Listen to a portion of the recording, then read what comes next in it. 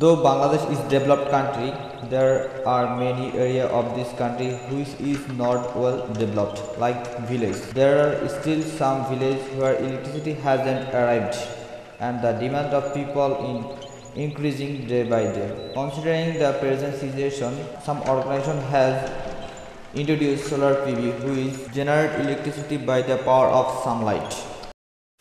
আগে তো কারেন্ট ছিল না, আশেপাশে কারেন্ট নাই, আমাকে অনেক কষ্ট ছিল।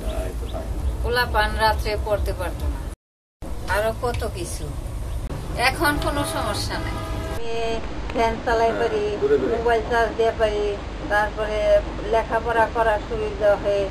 এখন পোলাপান কোনো দূরে যায় না, বৃষ্টিতে আনন্দ লাগে না, এখন আমার অনেক সুবিধা। তারপরে রাত্রে খাবার বিলে এক মুড়ে কুকার আলো থাকে, আর মুড়ে থাকে না, তাইলে কুকার নিয়ে যায়। আবার রাত্রে গরমের দিনে ঘুমানো যায় না, গরমের দিকে এই জাননে আমার অনেক সুবিধা। যাতে কোনো কারেন্ট বিল বুঝে 50,000 কাছাকাছি। When there's no electricity, we used to shut down the shop early at night, and there are also less customer.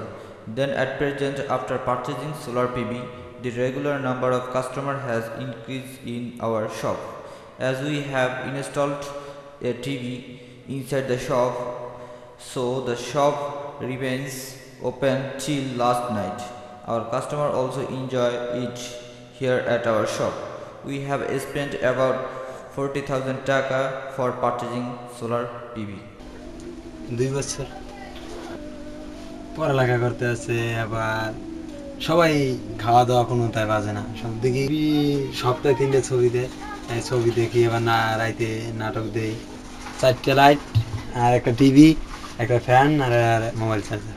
আলোর মাধ্যমে এটা মনে করেন কোনো ডিস্টার্ব দেয় না, মনে করেন আলোর মাধ্যমে হয়। দিনও চালাই, এবার রাত 10টা তামাই 11টা তামাই পড়ালেখা করে তুমি চলে। এবার আমরা ওই বাজারে গুনে আইয়া ভাত টাত খাই, লাইট জ্বালাইয়া।